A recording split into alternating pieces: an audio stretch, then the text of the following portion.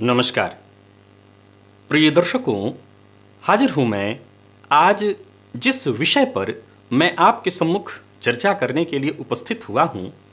ये विषय थोड़ा हटके है। लौंग। प्रिय दर्शकों, तंत्र शास्त्र में इस लौंग को बेहद महत्वपूर्ण माना गया है। देखा जाए तो गाहे बगाहे मैंने लौंग से संबंधित कुछ न कुछ प्रयोग तो आपको पूर्व में भी बताए हैं, लेकिन आज लौंग से संबंधित बहुत सी बातें आपको बताने वाला हूं। यह समय इसके लिए उपयुक्त है।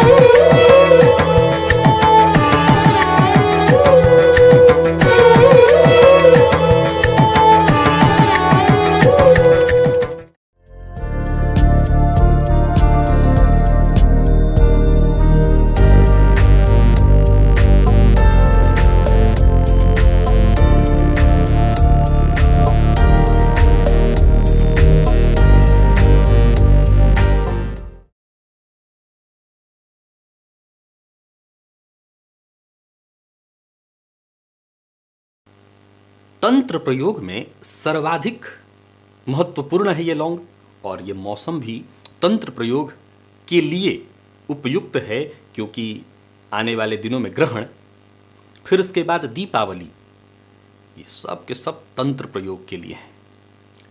प्रिय दर्शकों, वशीकरण। वैसे तो हम सब चाहते हैं कि हम जब भी किसी से बात करें, सामने वाला हमसे वशीकृत हो जाए। देखिए, ये शब्द जितना छोटा है उतना ही कठिन है, दुष्कर है। इतना आसान नहीं है कि सामने वाले के औरा को भेद कर, यानी आपका औरा इतना मजबूत हो कि उसके औरे को भेद दे और अपने वशीभूत आपको कर ले। साधना करने वाले जो निरंतर साधना कर रहे हों, उनको किसी भी प्रकार के वशीकरण प्रयोग की आवश्यकता नहीं पड़ती। यदि आप किसी भी, ऐसा जरूरी नहीं है कि आप किसी विशेष वशीकरण मंत्र का जप कर रहे हों, तभी आप किसी भी मंत्र का निरंतर जप कर रहे हों, प्रयोग कर रहे हों, गायत्री मंत्र का नियम से जप कर रहे हों। अब एक माला से बात तो नहीं बनेगी, कम से कम 5 माला या 11 माला नियमित आप जप करते हों, तो आपको फिर वशीकरण प्रयोग करने की कोई आवश्यकता नहीं है। परंतु वशीकरण का ये जो प्रयोग है, ये आम जनमानस के लिए बड़ा ही हितैषी है, और उसमें लौंग तो सर्वोपरि है। जैसा मैंने कहा, वशीकरण का प्रयोग, इसमें लौंग का प्रयोग बहुतायत होता है। क्लीन, इस बीज मंत्र से यदि अभिमंत्रित लौंग को जलाकर, अब सवाल उठता है कि कितना जप किया जाए कि ये लौंग अभिमंत्रित हो जाए। देखिए, आपके पास क्षमता है तो आप 1 माला भी जप करके, और नहीं तो 11 माला भी जप करके। हमेशा याद रखिए कि 1 बार 2 बार बोल देने से न तो कोई चीज सिद्ध होता है, न तो वो किसी भी तरह से लाभप्रद होता है।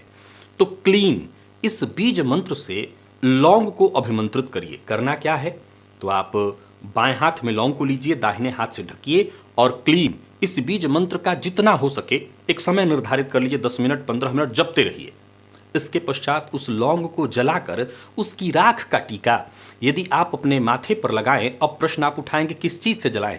आप जिस तरह से भी सुलभ रूप से आप उसको जला सकते हैं, चाहे कपूर से जला लीजिए, चाहे घी का दिया बत्ती जला करके उसमें जला दीजिए, उसको मसल लीजिए और उसका टीका लगाइए। ये जबरदस्त वशीकरण उत्पन्न करता है। प्रिय दर्शकों, ऐम, ये मां सरस्वती का बीज मंत्र है।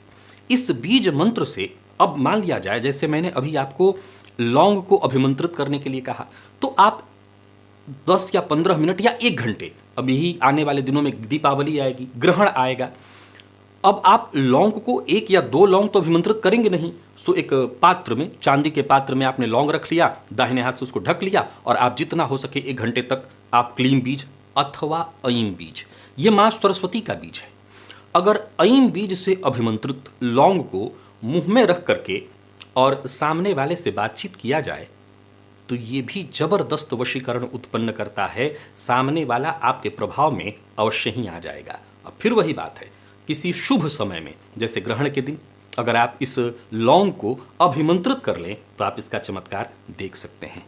शनि जन्य पीड़ा से मुक्ति के लिए भी लौंग बेहद सहयोगी है।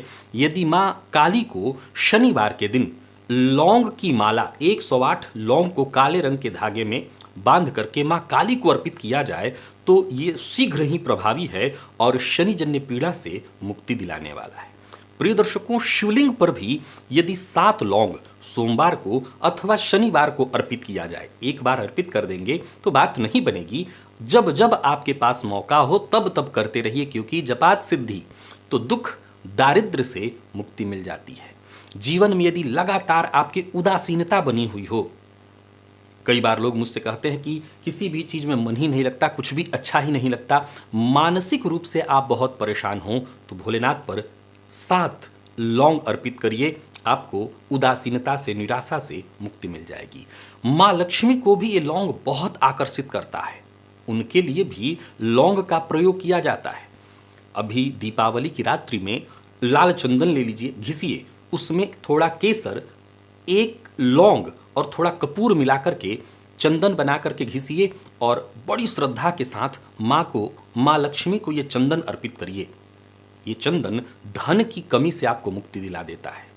7 लौंग यदि भगवान विष्णु को गुरुवार के दिन अर्पित किया जाए तो घर में स्थिर लक्ष्मी की कृपा मिलने लगती है। फिर वही बात दोहराऊंगा, एक बार आपने कर दिया और घर में जाकर के आप सो गए और भगवान विष्णु लक्ष्मी के साथ आपके घर में आ गए।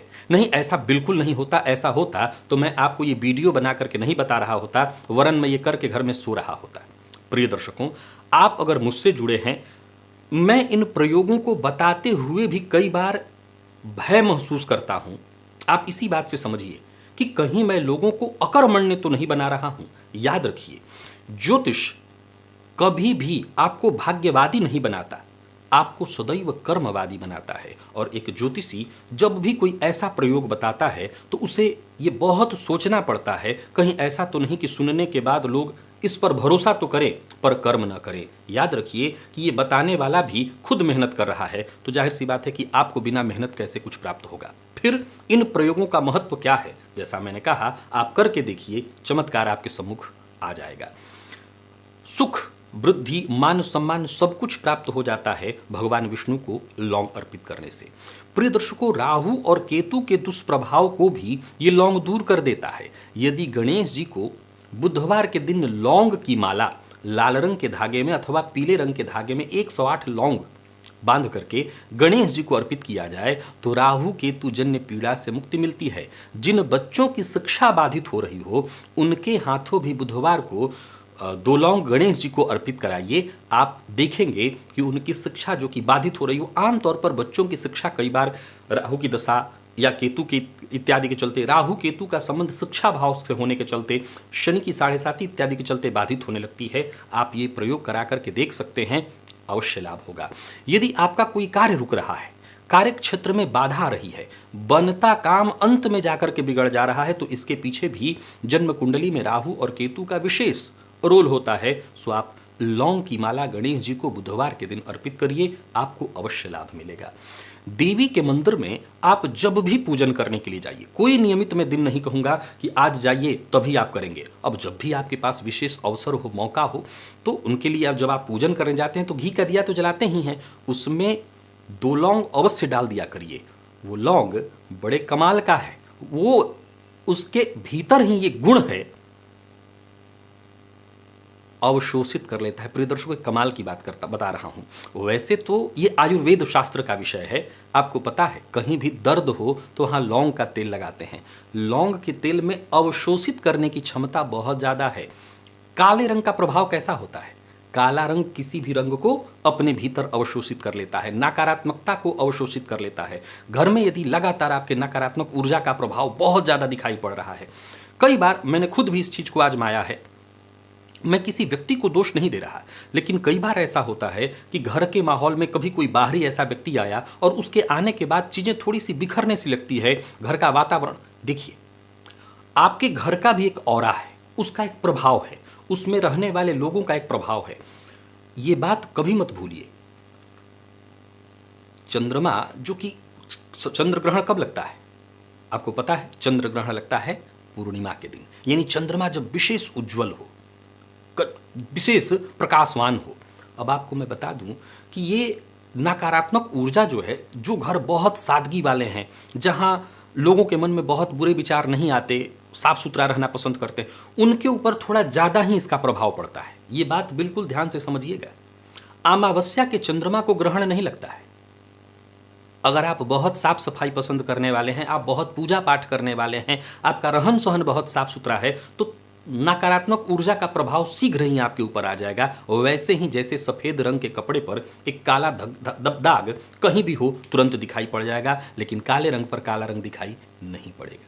तो अगर आपके घर में ऐसी कोई नकारात्मक ऊर्जा का प्रवेश आपको लग रहा है कि हो गया है, तो कपूर आप ले लीजिए, लगभग 9 कपूर, और उस कपूर को जला दीजिए, माफ़ करिएगा 9 लौंग, और उसे कपूर के साथ जला करके पूरे घर में उसका जो धुआं है वो घुमा दीजिए। इसका तुरंत आपको लाभ मिल जाएगा। नकारात्मक ऊर्जा को दूर करने में ये लौंग सर्वोपरि काम करता है। और अब जैसा कि मैंने कहा, शनि राहु केतु तीनों की पीड़ा से मुक्ति तो दिलाता ही है, इसके लिए आप एक और भी काम कर सकते हैं। शनिवार के दिन हनुमान जी को तिल तेल से आप उनकी आरती करिए और उसमें 7 लौंग डाल दीजिए। प्रिय दर्शकों, एक और प्रयोग आपको मैं बताता हूं। भगवान विष्णु पर चढ़ाए हुए लौंग को रखकर यदि मुंह में रख करके बात किया जाए तो भी सामने वाला शीघ्र आपसे प्रभावित हो जाता है। अब सवाल ये उठता है कि कहां पर? देखिए, मूर्ति में एक अलग तरह की ऊर्जा होती है, एक अलग तरह की शक्ति होती है। अब आपके घर में भी हो सकता है भगवान विष्णु की प्रतिमा हो, लेकिन अगर ये प्रतिमा वर्षों से पूजी जा रही है, 50 साल से है आपके घर में, आपके दादा ने पूजा, आपके पिताजी ने पूजा, अब आप पूजित करें, तब तो आपके घर में जो विष्णु प्रतिमा है वही अपने आप में बेहद श्रेष्ठ है, आपको बाहर कहीं जाने की जरूरत नहीं है। लेकिन अगर ऐसा नहीं है तो कहीं ऐसा मंदिर है जिसमें बहुत से लोग, याद रखिएगा, देवताओं में जो शक्ति उत्पन्न होती है वो हमारे और आपके पूजा पाठ करने से ही उत्पन्न होती है। तो ऐसे मंदिर में जाकर के मूर्ति से स्पर्श करा करके यदि लौंग रख लिया जाए और वही लौंग ले लिया जाए, उसे मुख में रख करके और बातचीत किया जाए, तो ये भी शीघ्र वशीकरण का प्रयोग उत्पन्न करता है। इससे भी वशीकरण की शक्ति उत्पन्न हो जाती है। प्रिय दर्शकों, प्रेत बाधा से ग्रसित व्यक्ति के ऊपर से, प्रेत बाधा से यदि ग्रसित हो कोई व्यक्ति, उसके ऊपर से 7 लौंग यदि 7 बार घुमा करके जला दिया जाए तो ऐसे व्यक्ति को शीघ्र राहत मिल जाती है। आजमा करके देख लीजिए। जिन बच्चों को बार बार नजर लग जाती हो, उनके कपड़े में आप लौंग रख दीजिए, उनके ऊपर से लौंग घुमा करके कहीं घर से बाहर जाकर के डाल आइए। उनको जलाना नहीं, बच्चों के लिए जो करिए उसको जलाना नहीं है, उसको घुमा करके उसके ऊपर से बाहर जाकर के कहीं डाल दीजिए, या आपके आसपास कोई बहता प्रवाहित होने वाला जल वाला कोई स्रोत उपलब्ध हो तो उसमें डाल दीजिए। आप देखेंगे कि बच्चे को शीघ्र ही राहत मिल गई। प्रिय दर्शकों, ये लौंग तंत्र शास्त्र में ऐसा नहीं है कि आज मैंने जितने प्रयोग आपको लौंग के बताए इतने ही प्रयोग हैं। तंत्र शास्त्र में इस लौंग के बहुतायत प्रयोग प्राप्त होते हैं। और मैं आपको बता दूं कि ये सब ऐसे प्रयोग हैं जो न तो बहुत कठिन हैं, न इन प्रयोगों का किसी भी तरह का कोई दुष्परिणाम निकल करके आने वाला है, इसका कोई बुरा प्रभाव आपके ऊपर पड़ेगा। उदाहरण से समझिए, मान लीजिए आपने किसी को वशीकृत करने के लिए ये प्रयोग किया, तो वशीकृत का मतलब क्या? आपके इशारों पर वो थोड़ी नाचने लगेगा। आप सामने वाले को अपने प्रभाव से यदि प्रभावित करना चाहते हैं तो आप जरूर लौंग के इन प्रयोगों को आजमाइए। और आने वाले चंद्र ग्रहण की रात्रि को आप चाहें तो, अथवा दीपावली की रात्रि को थोड़ा सा समय निकालिए, 1 आध घंटे का, और लौंग को अभिमंत्रित करके रख लीजिए। याद रखिए, ये अभिमंत्रित लौंग गाहे बगाहे आपके काम आता ही रहेगा। तो आज के लिए बस इतना ही, इजाजत दीजिए, पुनः मुलाकात होगी। तब तक के लिए नमस्कार।